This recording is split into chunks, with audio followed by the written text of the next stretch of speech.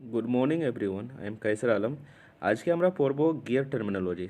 ঠিক আছে, গিয়ার টার্মিনোলজিতে কিছু জিনিস আমাদেরকে দেখতে হবে। যেরকম এখানে একটা ছবি দেখতে পাচ্ছি আমরা, এটাকে আমরা বলবো গিয়ার টিথ। গিয়ার টিথটাকে আমরা একটা বানিয়েছি। ঠিক আছে, সবচেয়ে বড় সার্কেল বা আপার সার্কেলটাকে আমরা অ্যাডামডাম সার্কেল বলবো, আর সবচেয়ে নিচেরটাকে আমরা ডিডেন্ডাম বলবো। যেখানে তীরটা এরকম করে বানানো হয়, একটা তীর এরকম করে হয়, এই তীরটার যেখানে ম্যাক্সিমাম ডায়াটা হবে বা ম্যাক্সিমাম যেখানে তীর থিকনেসটা হবে, টিটা স্মল টিটা আমরা যেখানে বলবো ম্যাক্সিমাম হবে, ওখান থেকে যে সার্কেলটা করব, ড্র করব, ওই সার্কেলটাকে আমরা পিস সার্কেল বলবো। এখানে দেখতে পাচ্ছি পিস সার্কেল বলবো। আর সবচেয়ে উপরে যেটা দেখা যাবে আমাদের তীরটার, ওটাকে আমরা ফেস উইথ বলবো।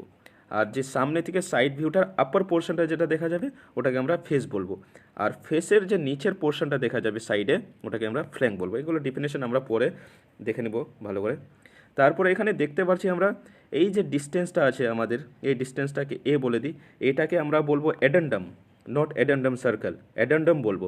তারপর এখানে আমরা দেখতে পাচ্ছি এই যে নিচের পোর্শনটা মানে পিস সার্কেল আর ডেডেন্ডাম সার্কেলের মাঝখানে যে ডিস্টেন্সটা হবে, ওটাকে আমরা ডিডেন্ডাম বলবো, স্মল ডি দিয়ে ইন্ডিকেট করব। আর এই যে থিকনেসটা আমরা যেটা বললাম এখানে, এই জিনিসটা এটাকে আমরা বলবো টিথ থিকনেস, স্মল টি। ঠিক আছে, এই জিনিসগুলো আমাদের আস্তে আস্তে পড়বো, এই জিনিসগুলো সবটাই আমরা পড়বো আস্তে আস্তে।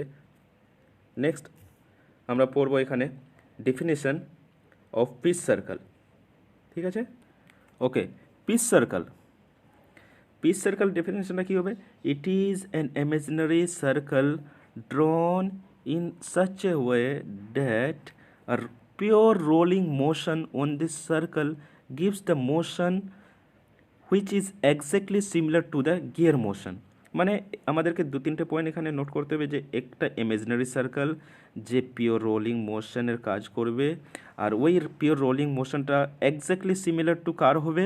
গিয়ারের মোশনটা। যেটা গিয়ারের মোশন হবে, সিমিলার মোশন মানে পিওর রোলিং মোশন হবে, আর ওই একটা ইমেজিনারি সার্কেল হবে। তো ওই সার্কেলটাকে আমরা কি বলবো? পিচ সার্কেল বলবো। সেকেন্ডে আমরা কি পড়বো? Pitch point. It is a point where the two pitch circle of the mating gear touch each other. ঠিক আছে, মানে কি বলছে, একটা এরকম পয়েন্ট যেখানে দুটো পিচ সার্কেল, মানে দুটো গিয়ার যদি নিই তাহলে দুটো তিতের দুটো পিচ সার্কেল হবে। ওই পিচ সার্কেলটা যেখানে টাচ করবে, ওই পয়েন্টটাকে আমরা কি বলবো? পিচ পয়েন্ট বলবো। নেক্সট আমরা পড়বো প্রেসার অ্যাঙ্গেল। প্রেসার অ্যাঙ্গেলের ডেফিনেশনটা আগে দেখো না। Okay, it is the angle, it is the angle between two common normal at a point of contact at a pitch point. মানে কি বলছে, যদি আমরা দুটো তিত বানাই, দুটো গিয়ে একটা তিত আর একটা তিত এদিকে, ঠিক আছে, দুটো তিত আছে আমাদের, একটা এরকম অ্যাঙ্গেল যেখানে কমন নর্মাল, এই যে কমন নর্মালটা আছে আমাদের, ওটা টাচ করবে একটা অ্যাঙ্গেলে, যে অ্যাঙ্গেলটাতে টাচ করবে ওটাকে আমরা প্রেসার অ্যাঙ্গেল বলবো। আর নর্মালি প্রেসার অ্যাঙ্গেল কত হয় আমাদের? Pressure angle, standard pressure angle সবসময় 14.5°, 20° আর 25°, এগুলো নর্মালি সবসময় ইউজ করি আমরা, স্ট্যান্ডার্ড ভ্যালু। নেক্সট পড়বো আমরা মডিউল। দেখে নিচ্ছি মডিউলটা। ওকে, it is defined as the ratio of piece circle diameter in mm, এটা important, in mm to the number of teeth, মানে স্মল এম মডিউল যদি আমরা পড়ি, তো pitch circle diameter divided by number of teeth.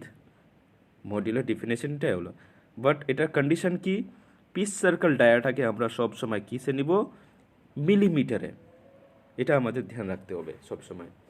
Next আমরা পড়ব addendum circle, যেটা বলেছিলাম আমরা এক এক করে পড়ব। এটা দেখে নাও এখানে কী লেখা আছে, আ circle drawn from the top tooth and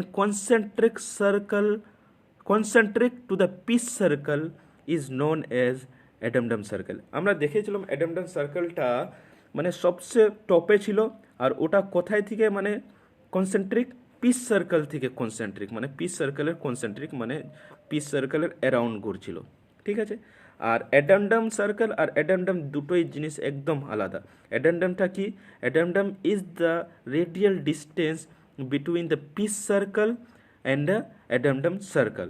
মানে যদি আমাদের এটা পিস সার্কেল হয় আর উপরেরটা যদি আমাদের অ্যাডেন্ডাম সার্কেল হয়, এই যে ডিস্টেন্সটা হবে মাঝখানে, এই ডিস্টেন্সটাকে আমরা বলবো অ্যাডেন্ডাম, বাস আর কিছু নেই। n is equal to 1 module, এই জিনিসটা মনে রাখবে যে অ্যাডেন্ডাম হবে 1 মডিউলের ইকুয়াল হবে, ঠিক আছে। নেক্সট আমরা দেখে নেব